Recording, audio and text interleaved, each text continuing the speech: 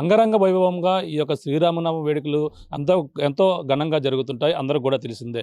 ఈ నేపథ్యంలో మనం ప్రధానంగా చూసుకుంటే భద్రాచలంలో జరిగేటువంటి సీతారాముల కళ్యాణానికి, అలాగే ఒంటిమిట్టలో జరిగేటువంటి ఈ యొక్క కళ్యాణానికి కూడా ముఖ్యంగా మనకి ఏదైతే కళ్యాణంలో ఉన్నటువంటి ప్రధానమైనటువంటి ఘట్టం ఈ యొక్క తలంబ్రాల ఘట్టం. ఆ తలంబ్రాలకు సంబంధించినటువంటి కోటి గోటి తలంబ్రాలు ప్రధానంగా మన తూర్పుగోదావరి జిల్లా నుంచే ఈ యొక్క తలంబ్రాలు అయితే ఇక్కడి నుంచే పంపిస్తారు. అలాగే ప్రతి ఏటా కూడా ఇప్పటికే 15 సంవత్సరాలుగా ఇక్కడ కోరుకొండలో ఉన్నటువంటి శ్రీకృష్ణ చైతన్య సంఘం ఆధ్వర్యంలో ఈ యొక్క కోటి గోటి తలంబ్రాలను అయితే ఇది ఎంతో నిష్టగా వేస్తూ దీన్ని అయితే పాటిస్తూ ప్రతి సంవత్సరం కూడా అక్కడికి ఈ యొక్క కోటి గోటి తలంబ్రాలను అయితే అక్కడికైతే పంపిస్తారు.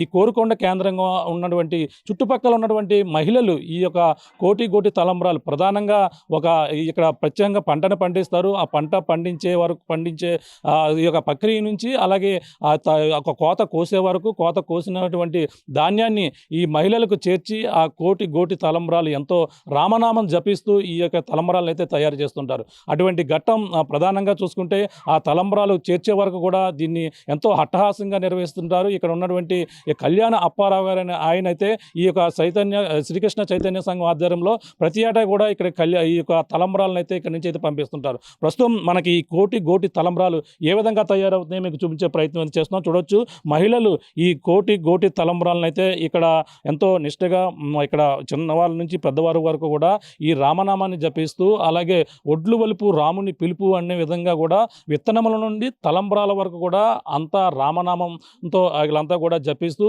కోటి తలంబ్రాల కోసమైతే వరి పంట పండిస్తూ రామభక్తులతో వేషధారణలతో కూడా ఈ పంట దుక్కు దున్నడం, అలాగే నాట్లు వేయడంతో పాటు కోత కోయడం వరకు కూడా అన్ని కూడా రాముడు అలాగే లక్ష్మణులతో పాటు ఈ యొక్క జాంబవంతుడు అలాగే ఆంజనేయులు కూడా వచ్చి ఈ యొక్క స్వయంగా వాళ్ళే దేవుళ్ళే ఇక్కడ కిందకు వచ్చి వాళ్ళైతే కూడా పంటను కోస్తున్నట్టుగా కూడా చేస్తుంటారు. వచ్చినటువంటి ధాన్యాన్ని మనం చూస్తున్నాం.